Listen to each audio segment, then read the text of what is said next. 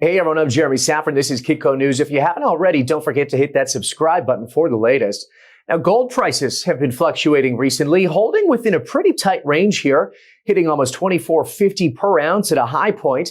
Now, this range-bound trading comes as investors await key decisions from the Federal Reserve and digest the latest upcoming inflation data, adding to the uncertainty or geopolitical tensions playing out in Eastern Europe, the Middle East, and the South China Sea at a time when elections are heating up in Europe and the United States. And as we head over to the mining sector, raising capital has become increasingly difficult, leading to a significant surge in M&A.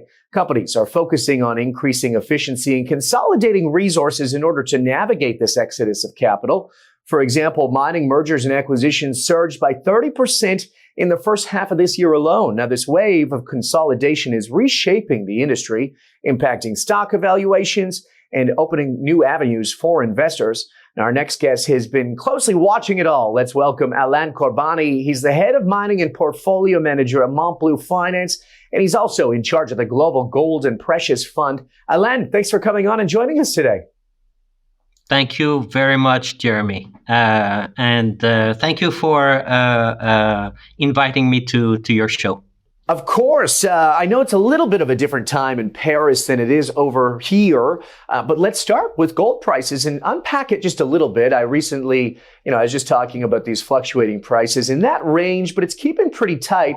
Alain, talk to me about these recent gold moves as it comes off a little bit today, and what's at play here? This is probably the most difficult question to ask because it's really a very short-term question. Right. But I have an answer for you, and the answer is basically a lack of visibility that has been really been in motion for the last 2 years, and. Bear with me a second. In the last 2 years, gold has gone up by 25%, and this is despite the fact that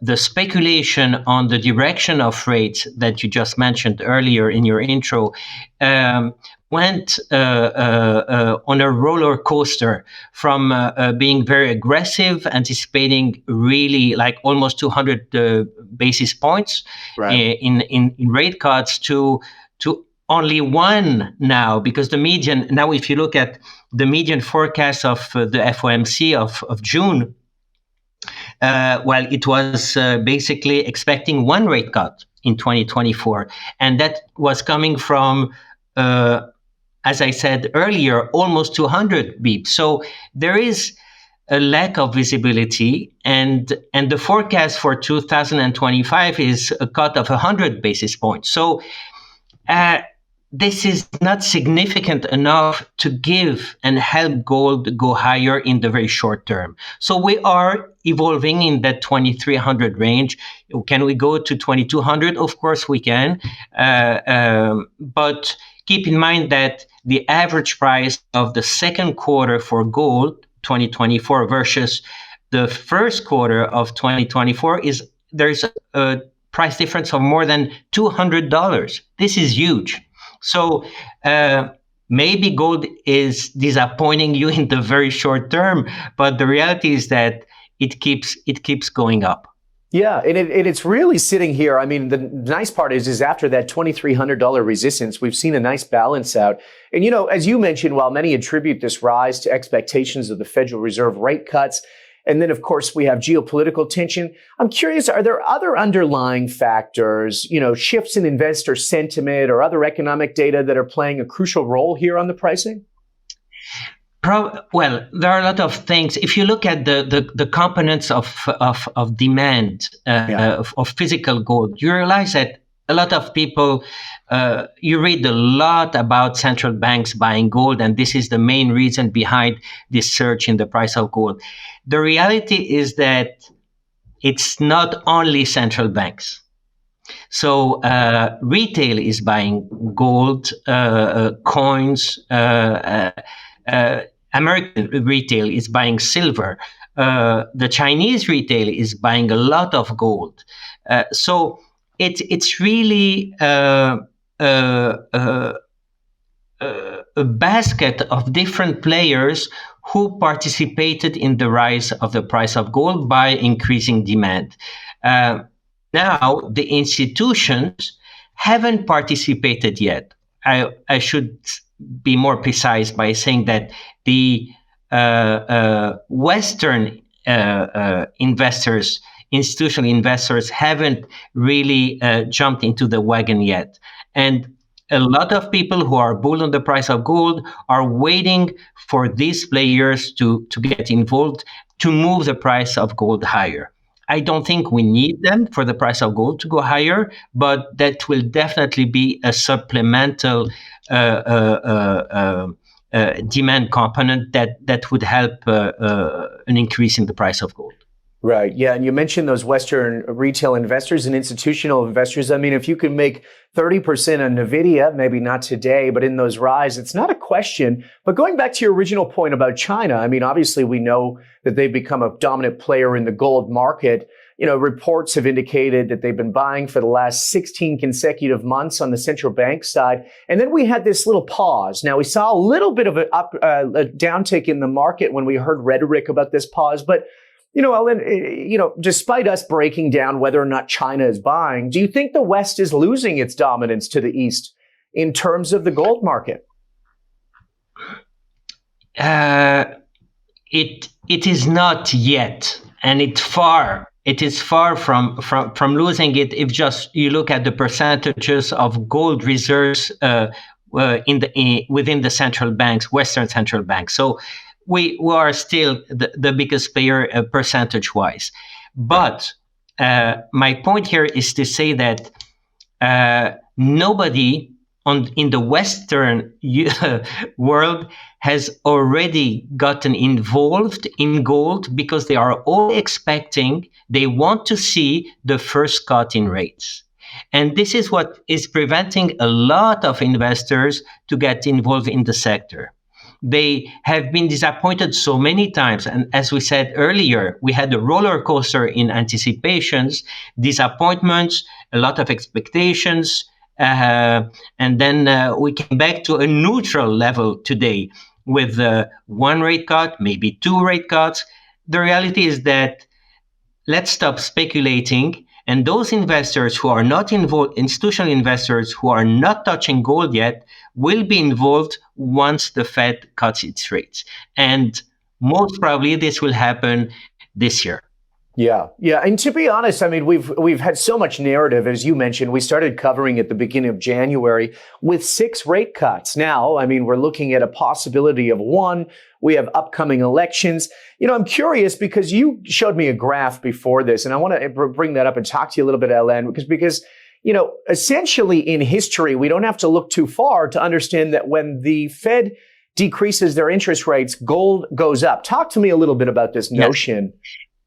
Yes, and there is this jazz musician. I don't know if you know Charles Mingus, but basically very famous jazz player. And he said, I love this sentence. He said, making simple complicated is commonplace, and making complicated simple is art. So I don't pretend to be an artist, but the reality is that mass has been said, and each time the Fed, that's history, and each time the Fed paused, gold went up. And gold went up not because the Fed paused, because the market anticipated lower rates after that phase of pause. So each time, that was in 2000, in 2007, in 2019, each time the Fed paused, gold went up by 50%, 50. So let's make things simple. In order for gold to perform well, the Fed needs to pause. We are really in that environment. And for the last two years, gold has done extremely well. And gold will continue doing well because we do strongly, more than strongly, we know that the next phase will be to cut rates. And lower rates will definitely help the price of gold go much higher. Yeah, Alain, even as you said, I mean, despite whatever happens within the news rhetoric out there, gold is still very resilient around these levels and has had a really nice run here holding steady. I mean, there's a commodity strategist at the Bank of America, Michael Widmer. He came out and suggested that gold could hit $3,000 within the next 12 to 18 months if non-commercial demand picks up. So talk to me a little bit. Do you agree with this optimistic forecast? And what's your forecast here and why? Okay. When I sat down with your colleague several months ago, I think gold was around 2000, and the question was, where do you see gold? I said maybe 2500. So, and when I said 2,500, I strongly believed that we would get there, but I didn't want to be too aggressive and be perceived as a gold bug speculating without reasoning. The reality is that gold can go much higher, and 3,000 is really not far-fetched. Far from being far-fetched. So if you ask me today, can gold hit 3,000? The answer is yes, absolutely. Because again, just look at the statistics I gave you earlier. Each time the Fed paused, then we reverse into lower rates, gold goes up by 50%. So just run the numbers, 2,000, 50% of 2,000, you get your 3,000. That's more or less a bulk figure, but the investors won't blame me for being $100 short or long that target. Right. Now, Alain, what changes this? I mean, what are the closest things that you're watching? Are you looking at more geopolitical situations around the world? Are you looking at elections? What's going to change? It's all fundamentals. These are excuses. Yeah. You know, geopolitical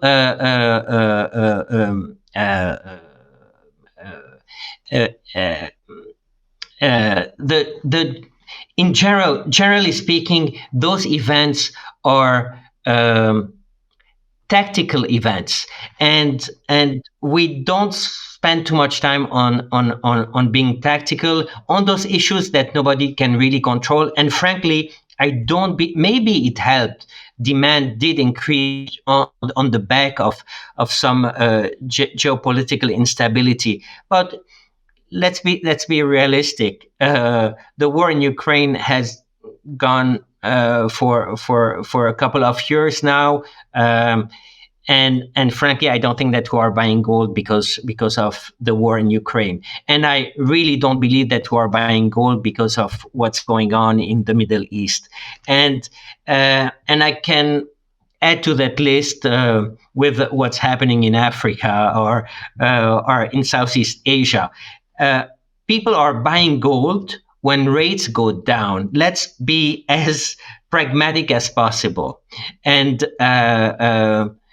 do we have a fight for the supremacy of the US currency? Yes, we do. But is this really impacting the direction of the price of gold over a mid to short term period of 1, 2, 3, 4 years? The answer is no. So Interesting. Did the dollar peak? Yes, it did peak, but make no mistake, the Americans will use their currency at the right time to fight a recession. So just be patient. We'll get a lower currency when time comes, and this will be another addition to the list of elements that will contribute to a higher price of gold. Yeah, and how patient though, Alain? I mean, we've been saying this for a while, and obviously, us being in the mining and precious metal space, we're fairly patient people. It's so cyclical. But when are you expecting things to really turn around? Why? It's as if we're seeing the same glass of water, half empty or half full. Yeah. You are not satisfied with the price of gold going up by 25% in 2 years. I am satisfied. As an investor, as an institutional investor, I think that the price of gold did pretty well. Where I could agree with you and where I am, I could be a little bit upset. I'm rarely upset, but when I could be upset at the mining industry, because they have not been able, and I think that we are seeing the end of that road, to control their costs. And we can talk about mining companies, and we can talk about the fact that they haven't been able to control their costs and increase their margins. They did increase their margins, but not enough. When you have a 30% volatility, you expect a higher return than a return identical to the price of gold. Correct? Yeah, So, of course. this is where I would agree with you. It's about time that those miners start showing, one, a stabilization of their costs, and ideally lower cost. You add this element to a higher price of gold and you get your reward, and hopefully we'll get it in the next year or two. Interesting. Okay, so Alain, there's a lot of people that are saying that, you look to the mining stocks out there on the equity side, a lot of them currently undervalued. Are they fair priced? And do you see opportunities for growth as you lay down that roadmap you just talked about? This deserves to be discussed in a second interview. There's a lot program, because there's a lot to talk about. But I could show you metrics that will lead you to conclude that gold miners with their cost structure today are fairly valued. Okay? Now, the reality is that if they stabilize their costs, and the last quarter did show a stabilization, but we don't need one quarter. We need to see 2 quarters and 3 quarters of stabilization with the higher gold price, and suddenly margins will expand. If margins expand, then gold mines are really cheap. So let's see what happens to Q2. Probably their margins will expand by 20%, maybe 30%. This is the first step toward a revaluation of the gold mines. But if they don't monitor their costs, there is a case to say that they are not super oversold. Yeah. Alain, you've been investing in these companies for a long time. I'm wondering how crucial management teams are in the success of mining companies. I mean, how important are the management? What do you look at? What are the key traits when you're looking at these types of investments to kind of differentiate from the players, as you mentioned, that might not have very much, to those that are increasing their margins, taking their costs down, and playing the steady game here? As you said it, I never invest in companies without knowing the management, without meeting, sitting down with the management, knowing their history, their background, what they have achieved, and basically the pros and the cons. Because when you look at a summary of a resume of an individual, there will always be some weaknesses and some strength. So in a humble way, we're trying to understand the people behind those companies, and we need them to convey confidence and demonstrate that they have been able to execute. And if they haven't been executing, have the right reasons for having been prevented from executing. So yes, the people first and foremost, the quality of the asset, of course, the location of the asset will deserve a premium or a discount. And frankly, if you have these 3 ingredients in your pot, you should be able to do well. And you said it, Jeremy, and you said it very well. It's a cyclical industry. Let's not forget it. So you also want some leverage names. You want to be with the right people, but you don't need necessarily an asset that is producing with high margins or above average margins. You really want to have an asset that could deliver in a higher gold price environment. Now, Alain, I'm going to ask you, because I have to, are you specifically looking at any of these equities that you can share with the audience? Any that have, kind of taken down their costs, increased their margins like we just discussed, that might take advantage of this next little while of precious metals prices being up here? I would have loved to, but I am not. I would be operating beyond my regulatory I hear you. authority. So I will not be able to mention names, unfortunately. Well, let me ask you a different question then. I mean, we just talked about how hard capital is to come by for mining companies, at least for the past, year or two. A lot of these companies with very high costs, very low margins, hasn't been that successful at raising capital. So we're seeing this acquisition and, obviously M&A, yes, mergers and acquisitions, a bit of a consolidation taking place. Is this trend going to continue as a lot of these miners are getting left behind? Talk to me a little bit about this. Excellent point. And basically, we have been wrong because we have been too early. But again, we're talking about a cyclical industry. And the cyclical industry means cycle. And usually a cycle is made of two phases. The first phase in the bull cycle is the focus on balance sheet improvement, is a focus on cost reductions, lower investments, getting rid of marginal operations. And this is really the theme of the first phase. And we have been saying for the last 2.5 years that second phase of the bull cycle should and will start favoring the theme of growth. So first you have financial discipline. Phase 2, you have growth. And this will happen with the higher price of gold. So the higher the gold price will go, the more the mandate of those boards and executive teams will change. And They will have to favor growth over financial discipline because it is a cyclical industry. So let's not judge. The point is not to judge. The point is to understand and use our knowledge to deliver some returns. So phase 2 is a growth phase, and again will favor all those intermediary names or non-producer names that have assets that deserve to be put into production. Yeah, well said. Well said. And next phase, what's that? Step 3. What are you calling that? It's the peak of the cycle. And we're not there yet. We're not there yet. We are hardly starting the phase 2.